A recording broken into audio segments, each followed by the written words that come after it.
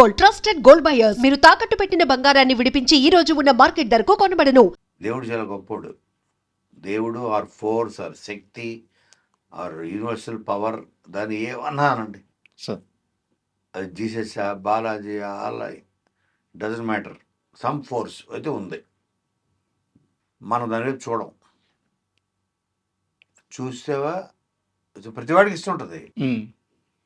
దాని వైపు attention pay చేసి చూసినోడు గొప్పవాడు అవుతాడు, చూడనోడు అలాగే ఉంటాడు. కరెక్ట్ టైంలో చూసిన వాళ్ళు కరెక్ట్ టైం కరెక్ట్ డెసిషన్ అంతే. కోన వెంకట అవుతారు. ఏమో తెలియదు అంటే నేను ఇంకా బట్ ఐఎమ్ హ్యాపీ అటు చెప్తున్నా. మనం ఎప్పుడు మనకి ఆ నేచర్ ఇచ్చే సిగ్నల్స్ అని మనం పట్టించుకోవాలంతే.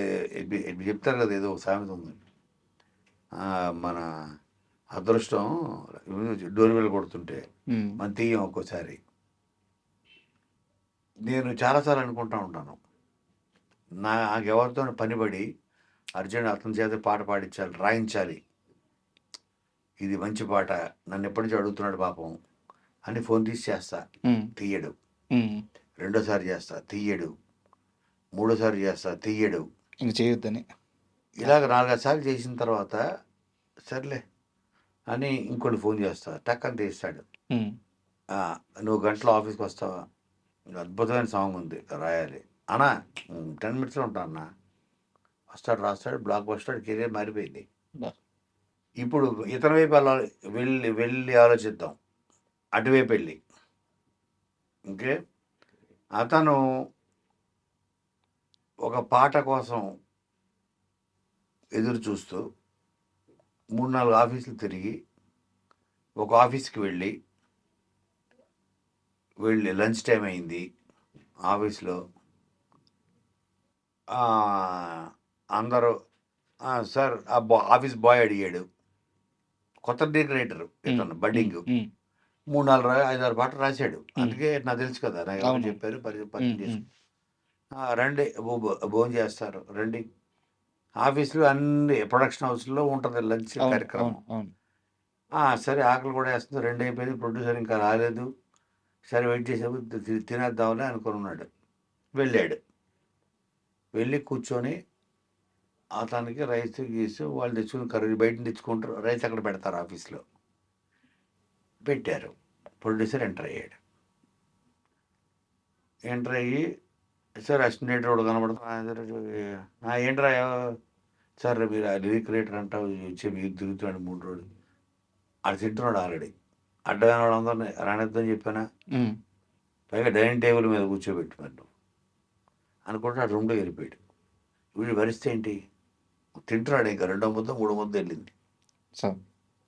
ఇంకా వాడు చచ్చిపోదా అనిపిస్తుంది. ముద్ద నోట్లోకి వెళ్తూ అంతే కదా, దాని స్ట్రగ్లింగ్ ఫర్ కెరియర్. ఒక్క పాట వస్తే నా టాలెంట్ ఏంటో వద్దులే, దీని బదులు ఇంట్లో చెప్పాడు భార్యకి, ఎందుకే జీవితం ఇది అనవసరంగా, మంచి మీరు జాబ్ వదిలేసుకొని మీరు సేల్స్ ఎగ్జిక్యూటివ్లో పనిచేసేవాడు, అది చూసుకోవడం బెటర్. ఆ డిప్రెషన్ ఏంటి అంత మాట అనేసాడు. అడ్డమైన ఫోన్ పక్కన పడి ఉంది, డిప్రెషన్లో ఉన్నాడు. ఒక 6 బీర్లు తెచ్చుకున్నాడు, 10 బీర్లు తెచ్చుకున్నాడు, తాగుతున్నాడు. అవతల కోనంగట్ వార్నింగ్ అవుతుంది, తీయట్లేదు. వాడు తప్పు కూడా లేదు, అలానే ఉంది తప్పు. డిప్రెషన్లో ఉన్నాడు, తీయలేదు. 2 రోజులు తీయలేదు, 3 రోజులు తీయలేదు. తాగుతున్నాడు, పడుకుంటున్నాడు, లేస్తున్నాడు, తాగుతున్నాడు, పడుకుంటున్నాడు. రూమ్మేట్స్, వైఫ్ లేదు. సరే ఇంకొకరికి ఇచ్చారు, సూపర్ హిట్, వీడికి మారిపోయింది. నిజంగా జరిగినట్టుంది. ఇలాంటివి జరిగాయి నేను చెప్తున్నాను. నాకు ఎప్పుడో ఈ సంగతి ఎప్పుడు తెలిసింది, మళ్ళీ నాకు ఒక 2-3 months తర్వాత ఎప్పుడో తెలిసింది.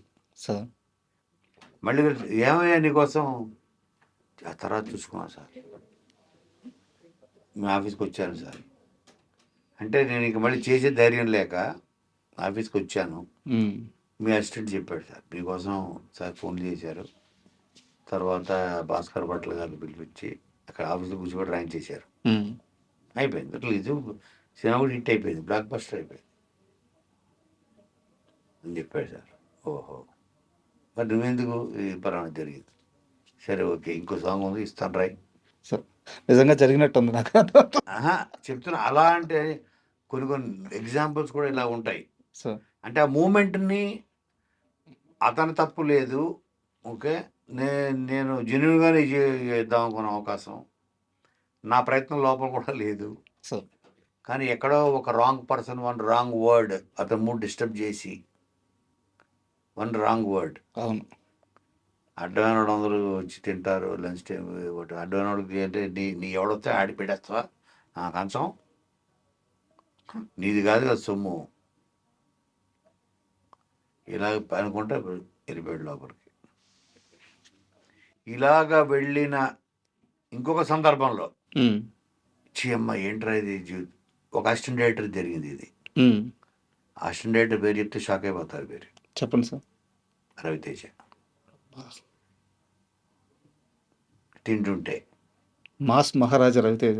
ఇప్పుడు అప్పుడు డైనింగ్ టేబుల్ మీద కూర్చొని 4 ముద్దలు తిన్న తర్వాత ఒక ప్రొడ్యూసర్ అన్న మాటలు తనే చెప్పాడు నాకు ఇది. మరి ఇప్పుడు అది షివరింగ్ వస్తుంది సార్ ఒళ్ళు మీరు చెప్పిన తర్వాత. అలాంటి పరిస్థితులు ఫేస్ చేశారు ఆయన. ఎస్, అలాంటి అసిస్టెంట్ డైరెక్టర్లు ఇలాగ సినిమా ఇండస్ట్రీలో ఎస్పెషల్లీ ఇక్కడే చూస్తాం మనం. సార్ ఏమంటారు, ఇలాంటి మూమెంట్స్, అలాంటి సిచ్యువేషన్ ఫేస్ చేయడు రవితేజ అక్కడి నుంచి. బట్ కష్టాన్ని మాత్రం అతను నమ్ముకున్నాడు, వదలలేదు. కసి తర్వాత ఇక అతనికి అవకాశాలు వచ్చింది. అతను అంటూ ఒక మార్కు, ఒక ఇది తెచ్చుకున్నాడు. వన్ ఫైన్ డే ఆ ప్రొడ్యూసర్ డేట్ల కోసం మేకప్ ఫ్యాన్ బయట తిరుగుతున్నాడు, కూర్చున్నాడు లోపల. సార్ పలానా ప్రొడ్యూసరు బయట వెయిట్ చేస్తున్నాడు అన్నాడు. నాకు ఈ కథ అంతా చెప్పాడు. చూసా, దేవుడు మళ్ళీ నీ కాళ్ళ దగ్గర రప్పించాడు. రియల్ సక్సెస్ ఇది కదా సక్సెస్ అంటే. రాజా, నేను రాజా అంటుంటాను సార్ అని. ఇప్పుడు నువ్వు కూడా నీ లెవెల్లో నీ స్టేజ్ చూపించాలి కదా. అతను అడిగి నువ్వు పొరపాటు కూడా డేట్లు ఇవ్వద్దు, నీ చేసిన అవమానానికి లేదు ఇస్తా అన్నాడు.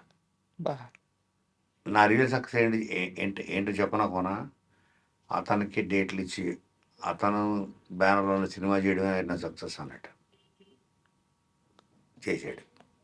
చేశాడు పెద్ద నిర్మాత అయితే చేశాడు. నేనైతే చేయను,